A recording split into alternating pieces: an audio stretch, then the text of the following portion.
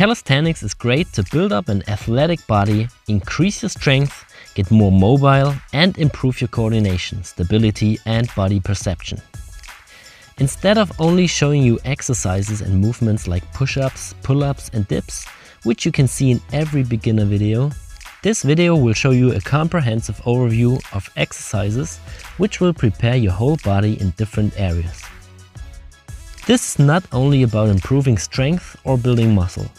These exercises will also work on your mobility, which is important for skills like the handstand, the L-sit, pistol squats, and many others.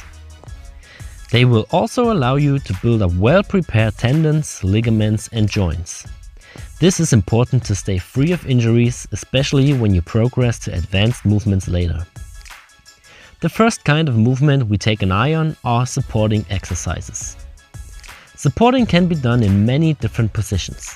It's everything where you are above the place you rest on.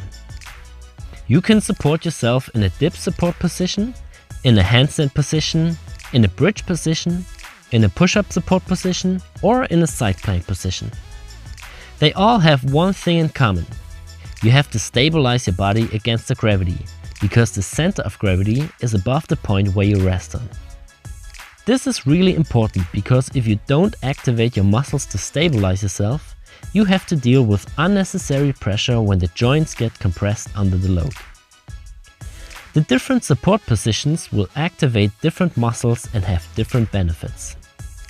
In a push-up support position, you will activate your whole anterior chain by pushing your arms into the ground, move your shoulder blades forward, tilt your pelvis backwards, rounding your spine, and keep your legs straight.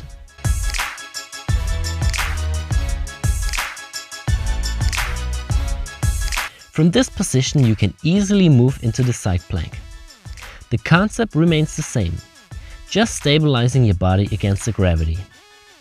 Now your body will activate other muscles that support this lateral position.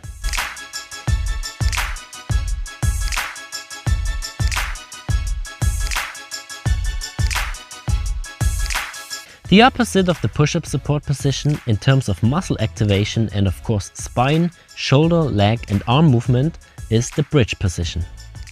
You will now work on your whole posterior chain, while stretching the anterior one.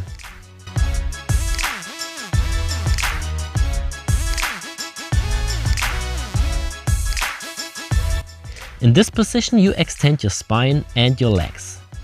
Your arms are extended and behind your body. The goal is to raise your body as high as possible while bringing your shoulder blades together. You can do this movement with bent or extended legs, while the extended version is the harder one. The next position is the dip support hold. Here you push your shoulder blades down, keep your body under tension and extend your arms without resting in your joints.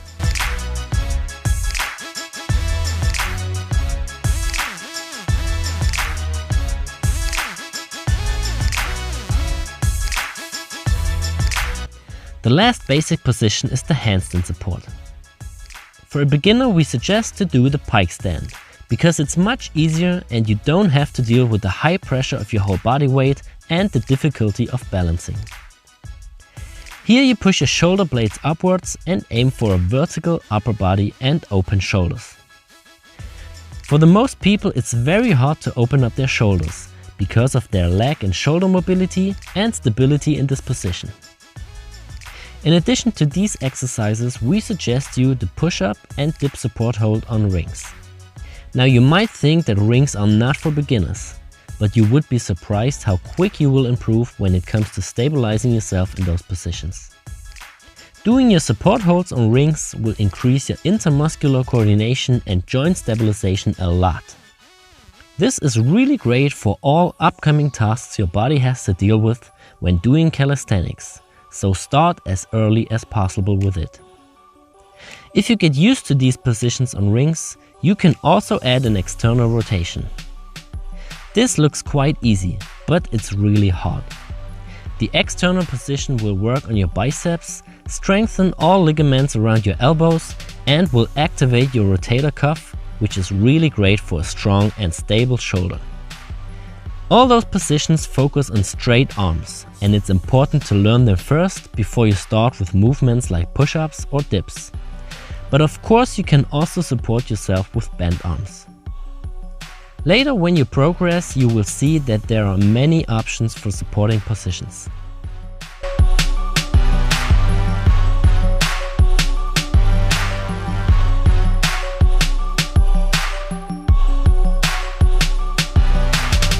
Alright, that's it for the supporting positions. Now we move on to the next important movement, which is hanging. Hanging is not only important if you want to do a pull-up.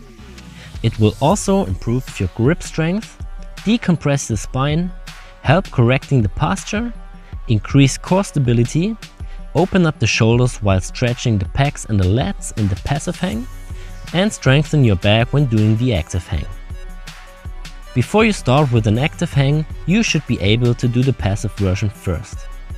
We recommend to achieve about 20 seconds passive hang before you should start working on the active version. Instead of the support hold where the passive version has a negative impact on your joints, the passive hang is no problem for the joints. It's even the opposite. A passive hang will lead to joint traction, and this can be positive if you have shoulder and mobility problems. When it comes to the passive hang, you should aim for a hollow body position. This means you tilt your pelvis backwards, engage your abs, flex your spine as much as possible, and open your shoulders. This position is very good to work on your shoulder flexibility by stretching your lats and pecs. But it also requires that you can let your latissimus loose while contracting the abs, which might need some practice. In the active version, you do the opposite. This means to pull the shoulder blades down and together while extending your spine and your lower body. This will activate your whole posterior chain. The active hang is very important because this is the first movement you should do when you learn a pull-up. Without the active hang, you won't be able to stabilize your shoulder and produce enough strength at the bottom of the movement. Later when you progress, you can also try one-arm passive and active hangs. This is really great because with this unilateral exercise, you can work on imbalances and you can increase the intensity of the exercise. If the one-arm active hang is still too hard, you can shift from pulling with both shoulder blades to pulling with one shoulder blade in the active hang. Therefore, you need to place your hands a bit further apart.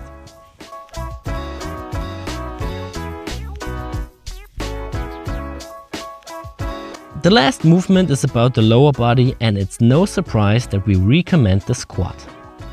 A deep squat hold offers many benefits like improving ankle and hip mobility, working on your body alignment, especially in the spine, keeping your knees healthy, and increasing back stability. Most people struggle with the flexibility when it comes to a deep squat. They compensate the lack of flexibility and mobility by lifting their heel from the ground,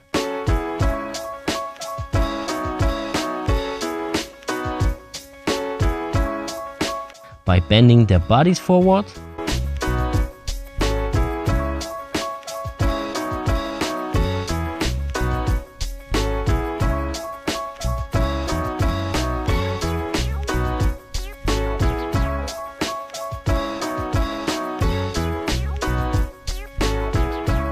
by rounding their backs,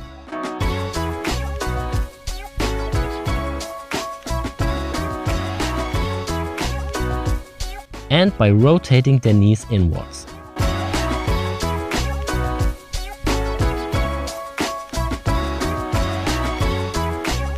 There are a lot of exercises which will help you to get the necessary flexibility to be able to do the deep squat. But the simplest and in our mind best exercise is the deep squat position itself while you hold yourself onto an object. The object allows you to get into the position without falling backwards. So grab a bar, a beam or something else and go as deep as possible while holding the tension. Extend your spine and aim for an external rotation of your legs. Your feet are evenly placed on the ground and your knees travel slightly forward. The deep squat position is important to train if you want to continue with archer or pistol squat training someday. But even if you don't have this goal, you should include it into your workouts. As a beginner, start with the exercises of this video until you created a solid foundation of your strength, and then you can move on. If you now ask yourself how to continue after your preparation, with how many sets and reps and how much rest time, you should take a look into our workout programs from level 1 to 5. Train with them for up to 1.5 years and improve yourself step by step with the right progressions, methods and rest. If you have further questions on the topic, please leave a comment. Thanks, Alex.